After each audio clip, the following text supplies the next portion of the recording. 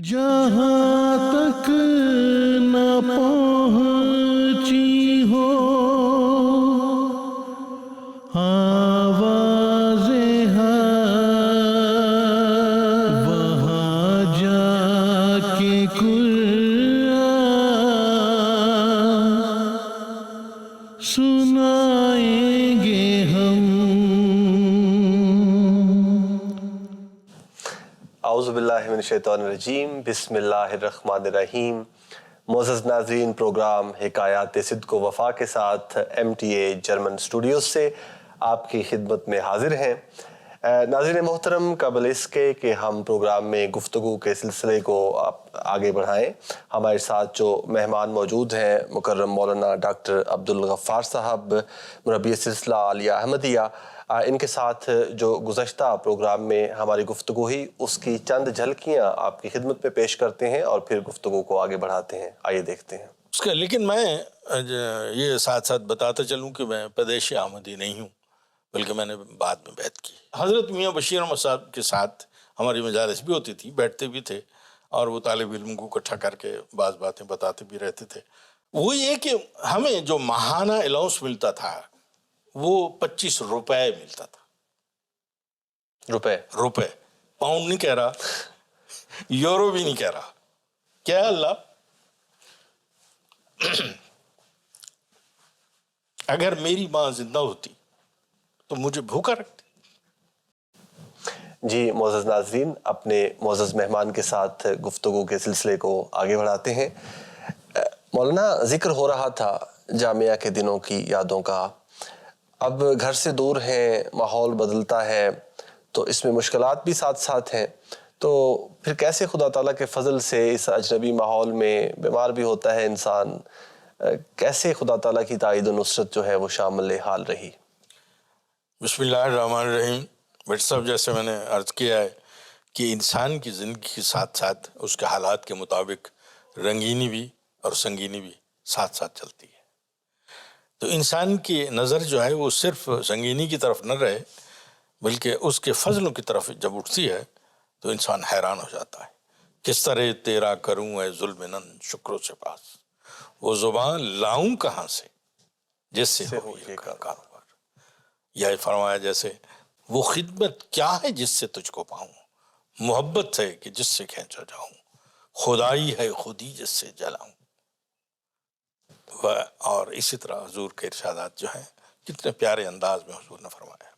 تو میں بتا رہا تھا کہ جامع کی چونکہ ابھی پانی جو ہے وہ ٹینکی نہیں لگی تھی، وہ گول بازار میں جو ہے ہم کھارا پانی پیتے تھے، اور نہایت تکلیف دہ تھا وہ۔ مجھے السر ہو گیا اور اس کے اثرات ابھی تک ہیں۔ میرے جسم پر خارش کی بیماری نکل آئی، خاص طور پر ٹانگوں پر، اور کھجلاتے ہوئے یہاں تک کہ خون بھی بہتا تھا۔ 2 ڈاکٹر تھے، ایک ڈاکٹر بشیر صاحب ہوتے تھے گول بازار میں، اور ایک ڈاکٹر منور صاحب وہ ہاسپٹل میں تھے۔ ان دونوں سے میں نے علاج کروایا، لیکن انہوں نے کہا کہ اس کا کوئی علاج نہیں۔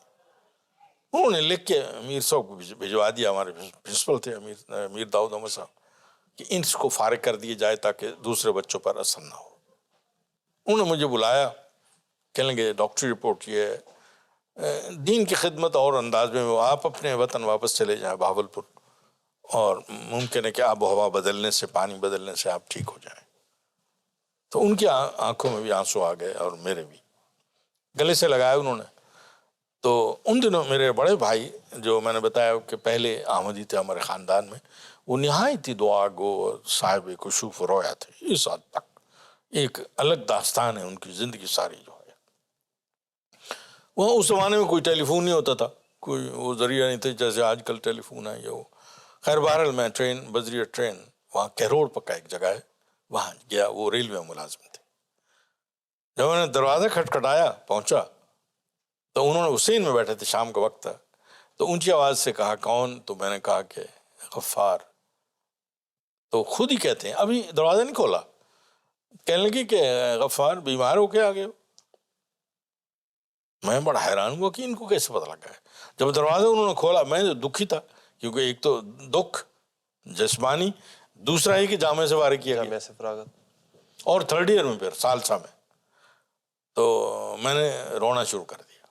انہوں نے مجھے گلے لگا لیا کہ نہیں 1 منٹ رک جاؤ. رات اللہ تعالیٰ نے مجھے فرمایا ہے کہ غفار بیمار ہو کے آ رہا ہے, اسے تسلی دینا, ٹھیک ہو جائے گا اور علاج تم نے خود کرنا ہے. کہنے لگے رو گیا اب. میں نے کہا نہیں اب اپنے رونا. جب فرما دیا, چونکہ میرے بھائی جو تھے وہ طبیب بھی تھے, یہ جس کو حکیم کہتے ہیں, طبیب بھی تھے اور وہ ریلوے ملازم, لیکن علاج وغیرہ بھی کرتے تھے. تو انہوں نے 3 دوائیاں بنائیں, یعنی ان کا ایک جوہر بنایا, اس کو ہم جوہر کہتے ہیں طبی اصطلاح میں. بلکہ آپ چاہیں تو میں وہ بول بھی دوں, کیونکہ ہو سکتا ہے کسی کو یہ بیماری بھی ہو, جی جی کیونکہ میں نے یہ خود یہ استعمال کی ہے خارش کی جسم پر. یہ ہے, ایک ہے رس کپور, دار چکنا اور سم الفار. ان تینوں کا انہوں نے جوہر نکالا. یہ جو حکیم لوگ ہیں وہ جانتے ہیں. اگر کسی جو سامعین میں سے اگر خدا نہ کرے کسی کو ہو سکتا ہے تکلیف ہو, تو اس کا یہ بہترین علاج ہے, یونانی نسخہ ہے. یہ جوہر نکلوا لیں کسی حکیم سے اور کیپسول میں ڈال کے اس کو استعمال کریں. 15 دن کے اندر میں ٹھیک ہو گیا تھا الحمدللہ. چونکہ اللہ تعالیٰ نے بھی کہہ دیا کہ تسلی دلانا, غفار ٹھیک ہو جائے گا, کوئی مسئلہ تو جامعہ پھر واپس یہ تو تشریف لے کہہ گئے؟ رہا ہوں. اچھا. جب میں گیا تو میر صاحب نے مجھے دیکھا اور میری صحت بڑی اچھی ہوئی تھی, تو بہت خوش ہوئے اور گلے لگا لیا. ایمان صاحب, جامعہ احمدیہ روا کی یہ تو یاد کا ایک پہلو ہے صرف. اور بھی بہت سارے. کچھ میر داؤد احمد صاحب کا ذکر ہوا, کچھ ان کی شخصیت کے متعلق بھی ایک آدھا واقعہ. کیا میں نے بخاری شریف جو ہے سبکن ان سے پڑھی ہے. یعنی حدیث کے بہت بڑے عالم تھے ان کے اپنے والد صاحب کی طرح, اور ایڈمنسٹریشن کمال درجے کی تھی. ایک لمبا عرصہ افسر جلسہ سالانہ وہ رہے, سب جانتے ہیں دوست جو ہے. مثال کے طور پر ٹریننگ کا ایک انداز میں آپ کو بتاؤں, ان کا ایک چھوٹا سا واقعہ ہے. ایک دن غالباً میں اس میں تھا, آخری کلاس میں نہیں ہوں گا تو خامسہ میں شاید ہوں گا. تو اکٹھے دو انہوں بیٹھے, مجھے بلایا کہ غفار. میں نے کہا جی, کہ جیب سے پیسے نکالے کچھ. کہنے لگے کل 400 انصار آئیں گے, اجتماع ہو رہا ہے انصار اللہ کا, اور ناشتے میں پراٹھے اور چنے اور مرغ دینے ہیں, اور یہ 7 بجے صبح کل تیار ہونا چاہیے, یہ پیسے ہیں. میں نے کہا کہ سب کیا کرتے ہیں, کم سے کم 3-4 دن پہلے بتانا چاہیے. اب یوں کریں مجھ پر مہربانی کہ 3-4 دوست میری کلاس کے بے شک ہوں, ان کو دے دیں میرے ساتھ تاکہ ہیلپ ہو جائے. کہ نہیں یہ کرنا ہے, تم نے کرنا ہے. اب دیکھو ان کا ٹریننگ کا انداز. میں نے بہت اصرار کیا, یہاں تک میں نے ہاتھ پکڑ لیے, میں پیسے یوں رکھ دیے. ادب تو تھا لیکن محبت اور پیار اور احترام کے ساتھ. کہ نہیں غفار تم نے کرنا ہے, کر لو گے, ایسی کوئی بات نہیں. آگے سننے والی بات, میں ظاہر شام کے 3 بجے ہوئے تھے, پچھلا ٹائم عصر کے بعد. میں گیا, وہ مرغی جو گوشت کاٹتے ہیں بناتے ہیں اس کو ڈھونڈا, پھر روٹی پکانے والوں کو ڈھونڈا, پھر پیڑے بنانے والے الگ ہوتے ہیں, آٹا لانے والے, ان کو. سر یہ جو انصار اللہ کا پورا, اب مجھے یاد نہیں کہ وہ بلڈنگ اب ہے کہ نہیں, بہرحال ایک دفتر ہوتا تھا انصار اللہ کہلاتا, ایک لمبا سا ہال بھی تھا ان کا. اس کے سامنے یہاں لکڑیاں ڈلوائیں تندور میں, گوشت وہاں سے لے کے وہ لایا, اکیلا, کوئی اور ساتھ نہیں. اور تھکا ہوا, رات کے 3 بج گئے اور تندور میں لکڑیاں ڈال دی تاکہ صبح کے لیے تیار ہوں سارے تندور. چونکہ خلیفۃ الثالث نے چیک کرنا آنا تھا. یہ بھی انہوں نے کہا کہ حضور ہوں گے اور ان کے ساتھ میں ہوں گا, یہ دیکھ لو. خیر میں خاموش رہا, کوئی جواب نہیں. ایک قسم کی ناراضگی بھی تھوڑی سی کہ آپ نے اتنی دیر سے کیا بتایا. جب میں تھک گیا نا, رات کے 3 بج گئے, تو میں ساتھ ہی میں نے بتایا کہ حال سا تھا, اندھیرا, کوئی روشنی نہیں. اس میں کسیر بچھائی ہوئی تھی. کسیر آپ جانتے ہیں وہ پتے سے ہوتے ہیں اس کے چاولوں کے, ہم اس کو کسیر, ہاں جی, پرالی بھی کہتے ہیں, پرالی بھی کہتے ہیں یا کسیر بھی کہتے ہیں, کہ وہ تھی وہاں ڈالی, چونکہ مہمانوں نے آنا تھا. میں اندر ایک کونے میں جا کے یوں تھوڑا سا سستایا, بیٹھا ہی تھا کہ سرسراہٹ ہوئی. میں نے کہا یہاں لگتا ہے کوئی سانپ ہے شاید, کیونکہ باہر سے لاتے ہیں وہ پرالی وغیرہ جو ہے. جی. میں وہاں سے باہر نکل آیا, رات کے 3 بجے ہیں, ڈر بھی گیا، سچی بات ہے. باہر آ کر بس کھڑا ہی ہوا، یعنی دل میں کہا کہ الہی اب میں کیا کروں. میں نے دیکھا کہ پیچھے سے کوئی آیا، اس نے مجھے گلے لگا لیا زور سے. میں نے ہاتھوں سے اور پیار سے سمجھ لیا کون ہے، میر داؤد احمد صاحب. کہنے لگے غفار، میں تقریباً 2 گھنٹے سے سجدے میں ہوں، تہجد پڑھ رہا ہوں اور تمہارے لیے ہی دعا کر رہا ہوں. دنیا میں ایسے استاد کہاں ہوتے ہیں؟ جامعہ میں تعلیم کا جو ماحول تھا، جی، جو روٹین تھی اس زمانے میں، اس کا کچھ تذکرہ ہمارے ناظرین وہ کے لیے ایک تو جیسے ہوتا ہے کہ صبح یہ پیریڈ آئے، پھر یہ مختلف پیریڈ ہوتے تھے کہ ایک ٹائم ٹیبل ہوتا تھا کہ اب عربی گرامر کا ہے، ملک مبارک احمد صاحب ہمارے ہوتے تھے، مجھے یاد ہے. اور یعنی پھر ابو المنی نور الحق صاحب جو ہیں وہ بھی ہمیں پڑھاتے تھے، وہ ہمارے استاد تھے. تنویر صاحب کا میں نے عرض کیا کہ وہ بھی پڑھاتے تھے. تو اس طرح باقاعدہ 8 پیریڈ جو ہے روزانہ جو ہے، آخری پیریڈ جو ہے وہ تقاریر کی پریکٹس کا ہوتا تھا. اچھا. ہاں، اس میں مجھے یاد ہے بلاتے تھے مولوی غلام باری صاحب سیف، مجھے یاد ہے کہ وہ ہماری پریکٹس کرواتے تھے. پہلی دفعہ مجھے یاد ہے جب انہوں نے مجھے بلایا تو میں نے کہا نہیں، میں تقریر نہیں کروں گا. کہنے 1 منٹ آتے جاؤ. آپ جانیں کہ انہوں نے کہا کہ آپ کر کھڑے ہو جاؤ ڈائس پہ. میری ٹانگیں کانپ رہی تھیں اور مجھے پسینہ آ رہا تھا، اس زمانے کی بات ہے. لیکن آہستہ آہستہ پھر پریکٹس کرتے کرتے الحمدللہ اب آپ کے سامنے ہے، ہر قسم کی تقاریر کرتے ہیں، الحمدللہ. ترکی زبان میں بھی، عربی زبان میں بھی اور اردو زبان میں بھی. مولانا شاہد کی ڈگری شروع سے ہی 7 سال کی ہے ہاں، آپ کے زمانے سے؟ 7 سال کی. اچھا. ہاں، اگر اب وقت اجازت دیتا ہو تو میں شاہد کلاس جب ہم نے پاس کی اس کا ایک واقعہ وہ میں سنانا چاہتا ہوں. آپ نے شاہد کا ذکر کیا تو اس پہ ایک بات شاہد ناطق بھی ہے. وہ یہ کہ ہم 10 اسٹوڈنٹ تھے، ہم مذاق میں تل کا عشرۃ کاملہ کہتے تھے، ہم 10 تھے.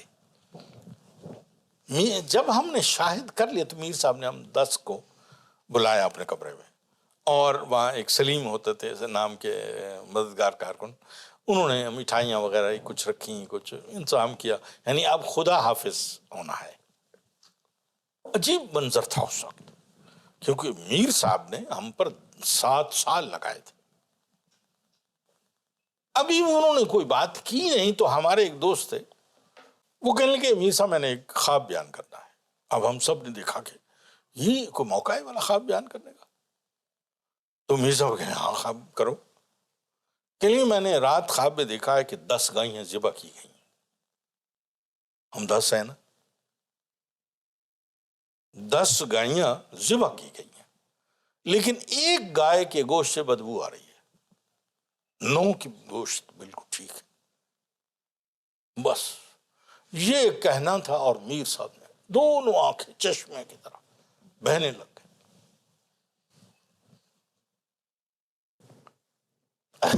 اب ہم سب اس کو کوس رہے ہیں کہ یار یہ کوئی موقع تھا. وہ تو خوشی کے ساتھ الوداع کہہ رہے تھے، الوداع کہہ لیں یا خدا حافظ کہہ رہے تھے. بالکل ماحول ہی بدل گیا. نہ انہوں نے چائے پی، نہ بسکٹ کی طرف ہاتھ بڑھایا، رونے لگ کہ آخر وہ بدبخت کون ہے. میں نے دعائیں کر کر کے تم 10 کے 10 کو جیسے تیار کیا ہے خدا جانتا ہے، وہ ایک کون ہے جو خدا کو پسند نہیں آیا. اب سہمے ہوئے سارے بیٹھے، تو ان میں سے آپ حیران ہوں گے کہ جب کچھ چائے وغیرہ کیا چلنی تھی، کچھ بھی نہیں ہونا تھا. الوداع کہا، خدا حافظ کہا کہ دفتروں میں بھیج دیا. 1 ماہ کے بعد ایک صاحب نے لکھ کے بھجوا دیا حضرت صاحب کو، خلیفۃ المثالث کو، کہ میرا وقف میں دل نہیں لگتا تو مجھے فارغ کر دیں. حضور نے کہا کہ آپ کو دل نہیں لگتا تو مجھے رکھنے کو دل نہیں کرتا، آپ فارغ.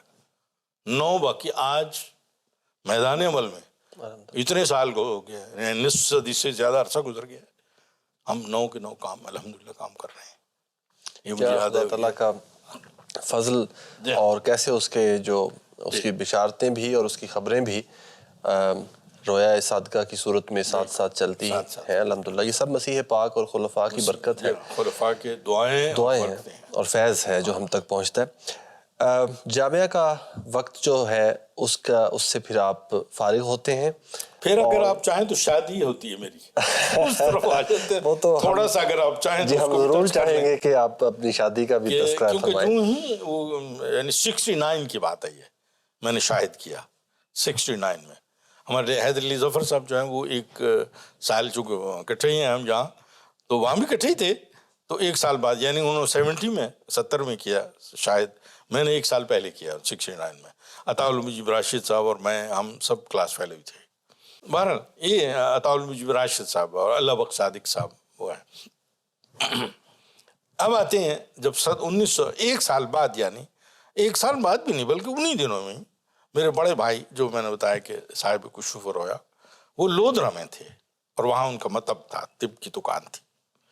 وہ آئے میرے پاس کہنے لگے میاں تمہاری شادی ہونی چاہیے کیونکہ اب نامعلوم کس وقت جماعت کہیں بھیج دے، کسی ملک میں بھیج دے.